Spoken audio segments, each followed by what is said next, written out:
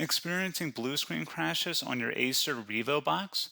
This video walks you through proven troubleshooting steps to fix Windows blue screen of death errors and restore system stability. So while you're performing updates, you're getting an IRQR not less or equal message, K-mode exception not handled, kernel data in page error. A lot of errors pertain to this problem, and we're going to go ahead and jump into what should hopefully be a pretty straightforward process, guys. And we're going to go ahead and jump right into it. So first thing I'd recommend doing would be to actually go ahead and boot to the troubleshooting utility on Windows 11. So if you do a hard power off 3 times in a row, Windows should automatically attempt to launch the starter prepared utility. And if it doesn't find anything, it will give you the option to select advanced settings, in which case it will take you to a screen that looks like this. Now, if it does not take you to a screen that looks like this, or you're unable to get to that, you can also download the Windows 10 Media Creation Utility, or Windows 11. They probably will make a creation utility for Windows 11 at some point. And it doesn't really matter. You can actually run the Windows 10 utility on Windows 11 as far as I'm aware. And you should be able to run the troubleshooting utilities built in within it. So you just would go ahead and download it to an ISO file and then burn it to a DVD or USB. It'd have to be about 4 gigabytes or more. It couldn't be a small USB flash drive, and it couldn't be a CD. It'd have to be a DVD. And then you'd boot your computer from it. So depending on the computer manufacturer, you'd have to tap a different key on your keyboard in order to launch that menu, in order to select what boot drive you want to go off of. So it could be anything between the escape key, F2, F8, F12, for example. And those are the function keys on the top of your keyboard. So you may have to just do a little bit of trial and error. Shouldn't take you more than a couple minutes. Googling it would probably be best before you even begin. But anyway, we're ready to go ahead and jump right into it.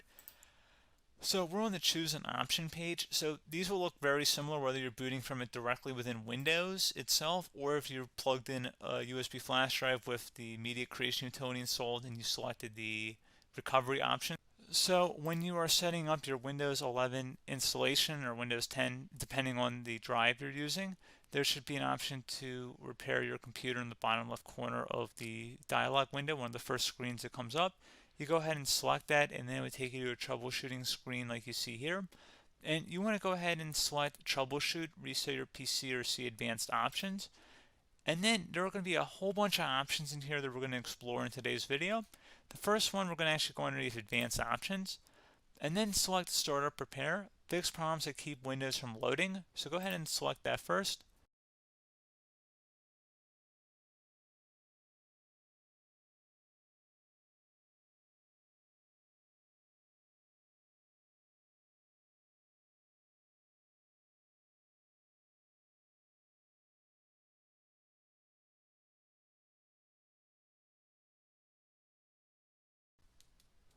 Okay, so you can see it could now repair our PC. That was our first option we could try. Something else, if we go back into advanced options here and then select troubleshoot, we're going to go underneath advanced options again. You can go ahead and actually access safe mode by selecting startup settings.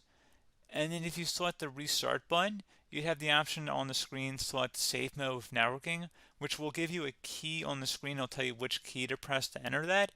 I believe it's the F7 key. It'll do that for you. I'm not going to go over that in today's tutorial because I don't really want to go into safe mode, but you're more than welcome to attempt that by going into here and then selecting restart. Again, it'll launch another screen. It'll say what key do you want to press, and it'll give you like 7 or 8 different options, and you want to select safe mode with networking. There's also an option for a command prompt too, but that's going to be something we're going to cover later in this video, and we don't even have to go through that in order to access it. So that's why I'm not going to really push for that, because unless you know exactly what's causing the problem, you probably don't need to go into safe mode. Unless you're trying to recover files, in which case then you definitely can go into safe mode, but we're trying to actually recover our computer here. So I hope that makes sense.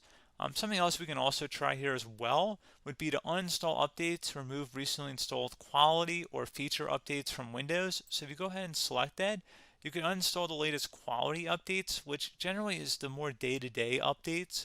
Feature updates are the less regularly released ones, like the big ones.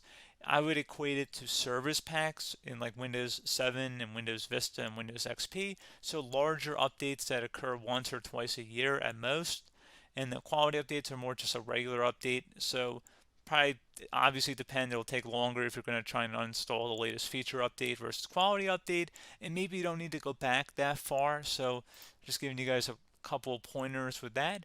Something else you can also look at here, and we're going to jump into the command prompt in a little bit, but you can select system restore, which will use a restore point recorded on your PC to restore Windows. And this is something I would highly recommend here, guys. So select next. Assuming you have a restore point saved on your computer, you go ahead and select the most recently created one, and you'll select next, and then you'll select the drive. You shouldn't actually have to select the drive. You can scan for affected programs, but we're going to keep it all default here, and then we're going to select finish. So once started, system restore cannot be interrupted. Do you want to continue? I think we're going to select yes. I don't think we have anything better to do on our computer right now, so just give it a moment here to initialize. It will take a couple minutes to run, obviously depending on how large your hard drive is and how much is saved on the system restore point. So just give it a couple minutes here.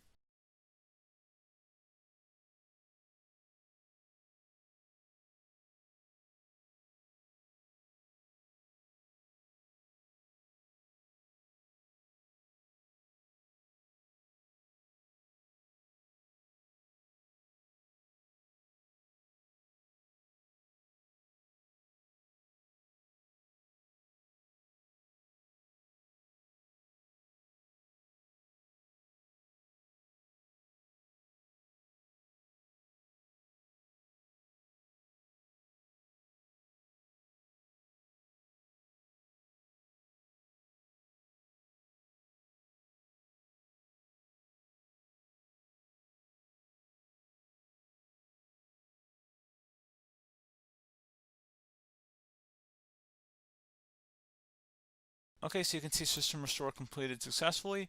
The system has been restored. Your documents have not been affected. Click the restart button to restart your computer. Go ahead and select restart.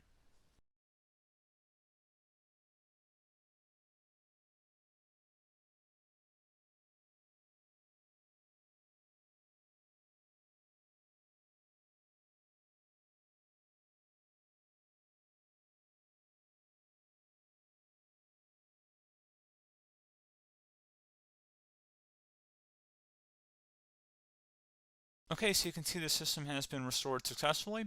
We're going to go over a couple different methods in addition to that if that did not work. So I'm just going to pause the video and we're going to start back on the recovery screen that we started with. Okay, so a couple other things we can try here too. If you go back into troubleshoot, you can select reset your PC, while you choose to keep or remove your personal files and then reinstalls Windows.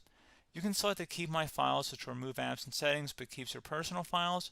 You can also select remove everything, which will remove all of your personal files, apps, and settings. So this is more of a factory reset, the second option here. First option, it should not delete all of your personal files. However, it will pretty much clear most of your programs, and keep in mind, there's no guarantee that your information, number one, is even still available and easily recoverable on your computer to the point that you actually would be able to recover anything. And the second point is that there's always a chance that it won't actually recover and it will just do a factory reset anyway. So there's no guarantee that actually would keep your files anyway. So I would recommend trying to get a recovery tool and backing that up first before selecting it anyway. But again, those are a couple of different options. And then something else you can try here if you go back to the choose an option. Another option, if you go underneath choose an option and select troubleshoot, advanced options, and now select where it says command prompt. Okay, so the first thing we should do is type our main hard drive here. In most cases, it should be the C drive. So you just do a C colon and then hit enter on your keyboard. So once you're underneath the C drive, we're going to type in dir and then hit enter on your keyboard. It should have program files, users, and Windows all in there. That's how you know you're in the right directory.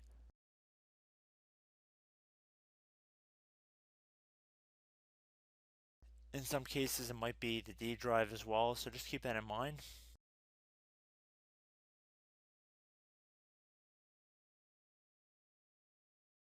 Next thing we're going to do is type in cd space /Windows /system32 /config,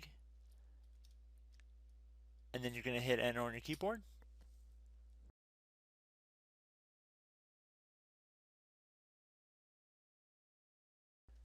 So now you're going to type MD space backup.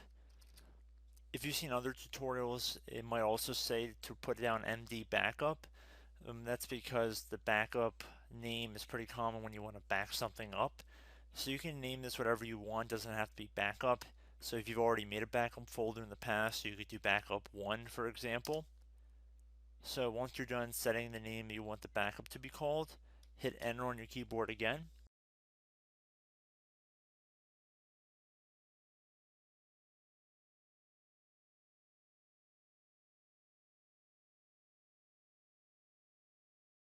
At this point you want to type copy, C-O-P-Y, space, then you want to do the star symbol above the 8 key, then do a period or a dot, whatever you want to call it, then another star sign, and then another space, and then type backup, and then hit enter on your keyboard.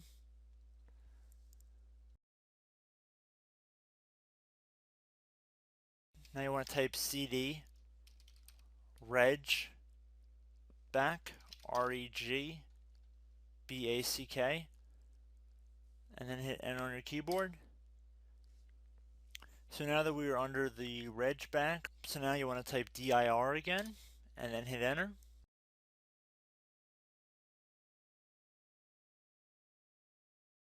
So now at this point we're going to type copy again. So copy, space, star sign, dot, another star sign, space, and then 2 dots. So we're going to type copy, space, star sign, dot, sign, star sign, dot, dot, and then hit enter on your keyboard again. So for overwrite, you want to overwrite all. So type A on your keyboard, so capital A, and then hit enter on your keyboard.